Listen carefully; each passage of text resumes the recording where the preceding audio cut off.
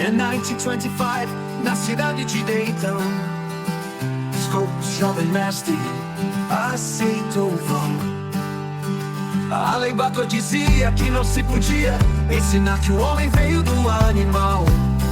Os jornais chamaram de julgamento do macaco. A cidade virou palco, um grande espetáculo. Não era só fé contra a ciência, era sobre raça, poder e consciência. Bem-vindos ao debate. Olha, a conversa sobre a existência de Deus é talvez uma das mais antigas e persistentes da humanidade, né?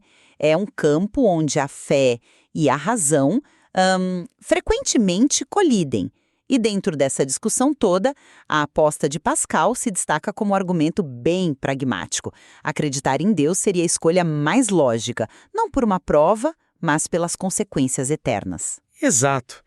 Mas essa aposta e a própria premissa, de que a existência de Deus está além de qualquer refutação científica, enfrentam críticas muito sérias. A argumentação é que, ao contrário de uma força cósmica vaga, as alegações específicas de religiões como o cristianismo são sim testáveis e, sob análise, elas não se sustentam. E essa é a questão central que os materiais que a gente analisou nos apresentam. Diante da ausência de uma prova científica definitiva, apostar na existência de Deus é a atitude mais prudente e racional. E eu vou argumentar que, de uma perspectiva existencial, a resposta é sim. E eu vou defender que essa aposta é uma falácia lógica, com custos bem reais, e que as alegações de um Deus pessoal, que intervém no mundo, podem e devem ser avaliadas criticamente pela razão e pela evidência. A minha posição parte de uma honestidade intelectual que, a meu ver, é fundamental e que o cientista Adalto Lourenço articula muito bem. Nem o crente pode provar cientificamente que Deus existe, nem um ateu pode provar que ele não existe. Ambas as posições, no fim das contas, partem de um elemento de fé. E se a gente está nesse impasse, a decisão mais racional não é científica, ela é pragmática. Eu costumo pensar nisso como uma conversa direta, sabe? Se a sua visão ateísta estiver correta, quando a gente morrer, tudo simplesmente acaba. Tanto você quanto eu vivemos nossas vidas e chegamos ao mesmo fim. Nada perdido para ninguém.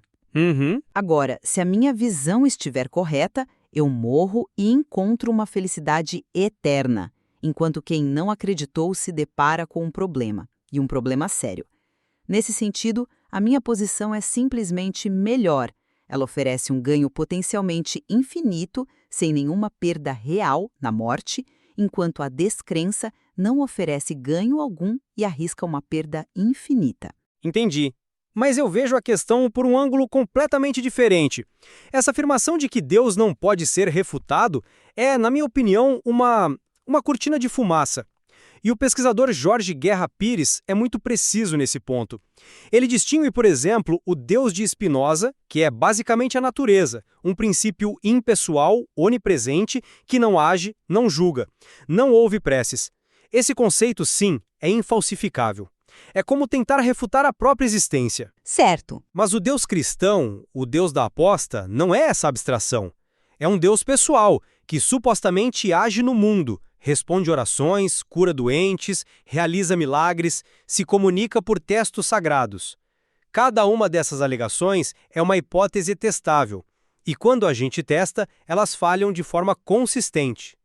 Além disso, a aposta de Pascal é um argumento frágil por pelo menos duas grandes razões.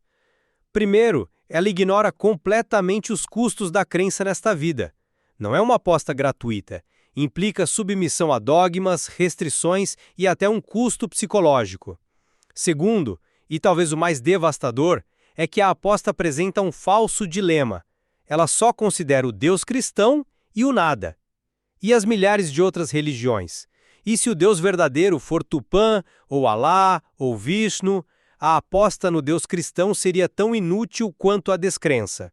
A análise correta, sim, não é uma aposta simplista de cara ou coroa.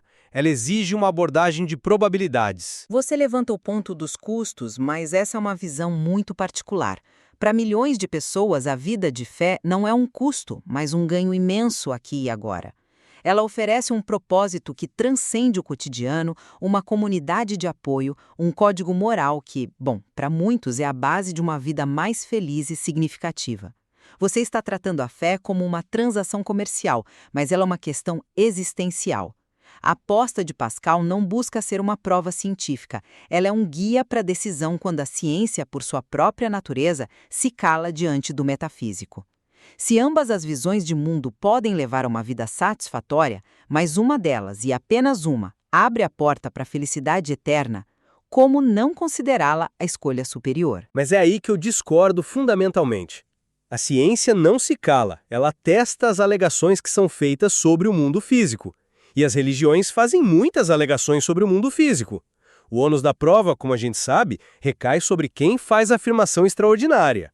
A ciência não tem a obrigação de refutar a existência de unicórnios em algum lugar do universo.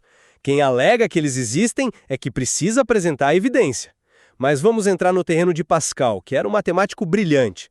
Vamos analisar a aposta nos seus próprios termos. Existe um conceito em matemática e economia chamado valor esperado, que serve justamente para tomar decisões em cenários de incerteza. Ele diz que você não deve olhar apenas para o tamanho do prêmio, mas precisa multiplicar esse prêmio pela probabilidade de ganhá-lo. Certo. E como você pretende calcular a probabilidade da existência de Deus? Exatamente esse é o ponto. A probabilidade não precisa ser exata, mas a gente pode estimar a ordem de grandeza dela. O prêmio da aposta é o paraíso, um ganho infinito. Mas qual a probabilidade de que o Deus especificamente cristão, dentre milhares de outros deuses propostos, seja o verdadeiro? Se a gente considerar a falta total de evidências para milagres modernos, as contradições internas da Bíblia e as características tão humanas atribuídas a essa divindade, essa probabilidade se torna infinitesimal, próxima de zero. E na matemática, qualquer número, mesmo infinito, multiplicado por zero, resulta em zero. Em contrapartida, os prazeres finitos e certos de uma vida secular, livre de dogmas, multiplicados por uma probabilidade de 100% de existirem, têm um valor esperado positivo.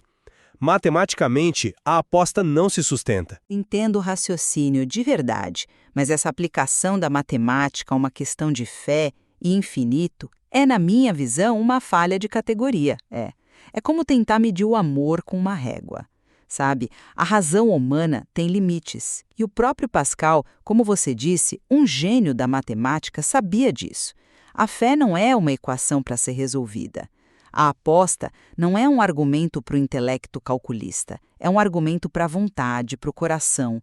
Ela nos convida a fazer uma escolha existencial, a esperança contra o nada. Reduzir essa profunda angústia humana a uma fria contabilidade de probabilidades é ignorar o cerne da questão. Pelo contrário, a análise expõe a fragilidade de usar a lógica para justificar algo que não se baseia nela. E é crucial considerar o contexto em que Pascal viveu, algo que o Jorge Guerra Pires também ressalta. A gente está falando da França do século XVII, uma sociedade onde o ateísmo declarado não era uma opção de debate intelectual, era uma sentença de morte. Sim, o contexto era muito opressor. Exato. Então é plausível que a aposta de Pascal não fosse um sistema filosófico robusto afinal. Ela vem de anotações póstumas, os pensées, mas sim uma forma de sobrevivência social ou uma racionalização para acalmar a própria mente brilhante e cética num ambiente intelectualmente opressor. Ele pode ter sido o que hoje a gente chamaria de um agnóstico cultural ou crente pragmático, alguém que adere às práticas por conveniência ou tradição, não por convicção profunda. Essa análise do contexto histórico é interessante, mas ela não invalida a questão filosófica que Pascal levanta sobre a condição humana, que é atemporal. Você atribui a ele motivações que são, no fim das contas, especulativas. O núcleo do argumento dele permanece.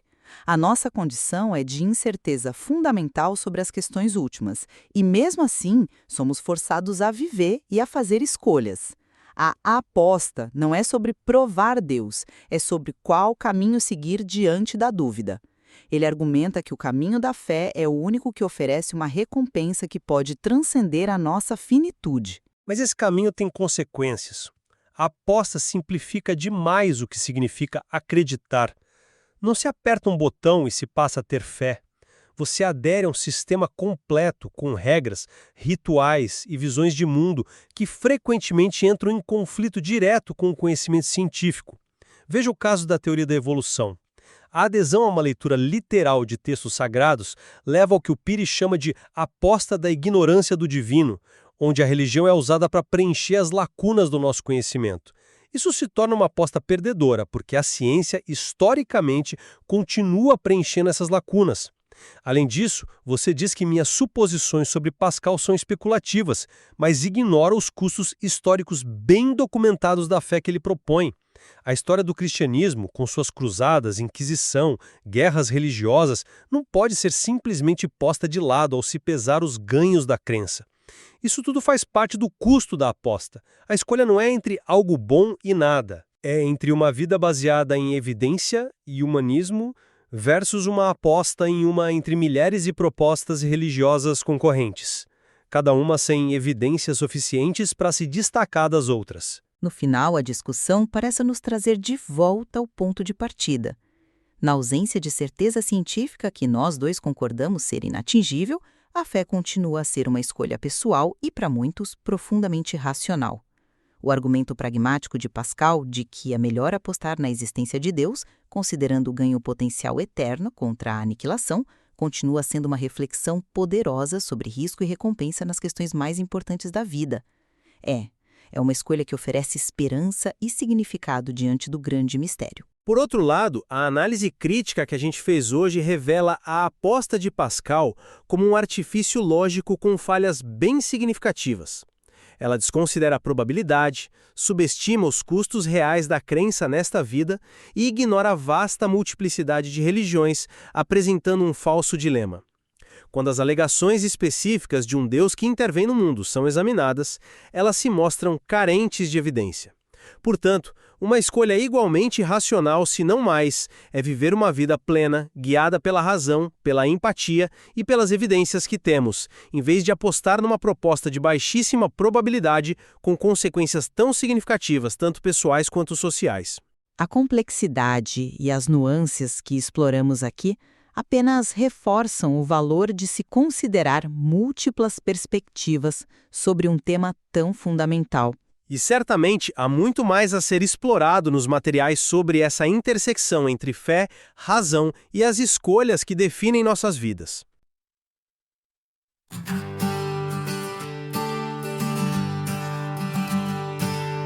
Em 1925, na cidade de Dayton, Scopes, jovem mestre, aceitou o vão. A lei Bator dizia que não se podia ensinar que o homem veio do animal. Os jornais chamaram de julgamento do macaco. A cidade virou palco, um grande espetáculo. Não era só fé contra a ciência, era sobre raça, poder e consciência. Bryan se ergueu, grande orador, dizia que a ciência trazia ouro. Revolução levava a barbárie, darwinismo social, cruel tirania. A clã marchava, sombra na rua, hierarquia racial, não podia ter lua. Sem fé, dizia Bryan, o saber é mal, porta aberta, o caos, caminho fatal. Darrow chegou, agnóstico gigante, defensor da razão, do direito constante. Viu na lei ataque à liberdade, uma teocracia sobre a humanidade. Todos ao gramado, calor insuportável. Darrow desafia Bryan, ato notável.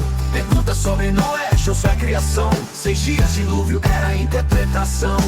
Bryan admitiu, os dias eram longos. Muralha do literalismo caiu com sons. Derrota moral, mas a lei ainda figurava. Impacto cultural que a América sentia. Scopes pagou multa, depois anulada pela Suprema Corte, questão técnica aplicada. O julgamento deixou marca e lição, depois lembrava, democracia em avaliação.